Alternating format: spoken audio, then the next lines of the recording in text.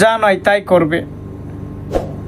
আমরাও তো ঈদে মিলাদুন্নবী মানি, তা আমরা তো এমন করি না।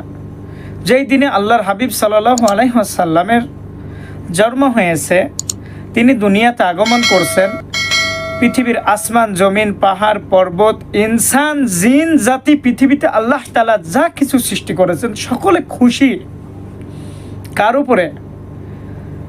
যে দোরজাহানের বাদশাহ জনাবে মুহাম্মদুর রাসূলুল্লাহ সাল্লাল্লাহু আলাইহি ওয়াসাল্লাম দুনিয়াতে আগমন করছে। কথা কি ক্লিয়ারলি বুঝতে পারছেন? নবীজির চাচা নবীজির জন্ম নিয়ে খুশি, ভালো করে খেয়াল করবেন কিন্তু।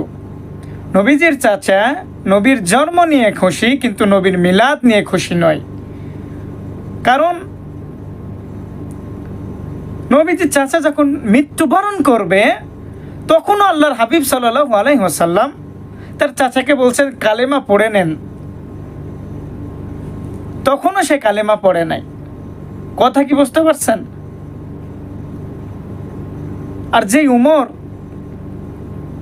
মক্কার ভিতরে এলান দিয়ে ফেলল যে কে এমন যুদ্ধবীর আছো যে ওই মুহাম্মদের কল্লাটা কেটে দেখাইতে পারবা, নাউজুবিল্লাহ, তখনও হযরত ওমর রাদিয়াল্লাহু তাআলা আনহু সাহাবী হয় নাই, কেউ সাহস পায় না উঠতে মক্কায়। হঠাৎ হযরত ওমর রাদিয়াল্লাহু তাআলা আনহু তিনি হাত উঠায় বলে আমি পারবো, আমি মুহাম্মদকে কতল করব। কথা কি বুঝতে পারছেন?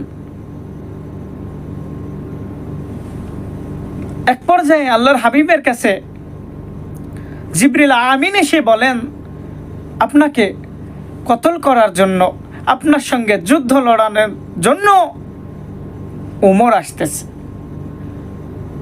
আল্লাহর হাবিব সাল্লাল্লাহু আলাইহি ওয়াসাল্লাম ওমরের জন্য আল্লাহ তাআলার কাছে দোয়া করলেন।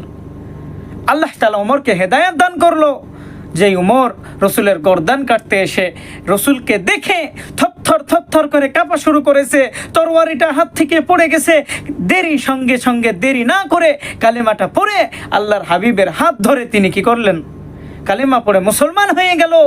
আর তিনি এলান দিয়ে দিলেন কে আসো আজকে আসো, এই মুহাম্মদের হাত ধরে আমি কালেমা পড়ছি, এই মুহাম্মদের হাত ধরে আমি কালেমা পড়ছি, আজকে আসো দেখি কে আমার সঙ্গে লড়বা, সকালে মুসলিম হয়ে যাও, মুসলমান হয়ে যাও। কথা কি বুঝতে পারছেন?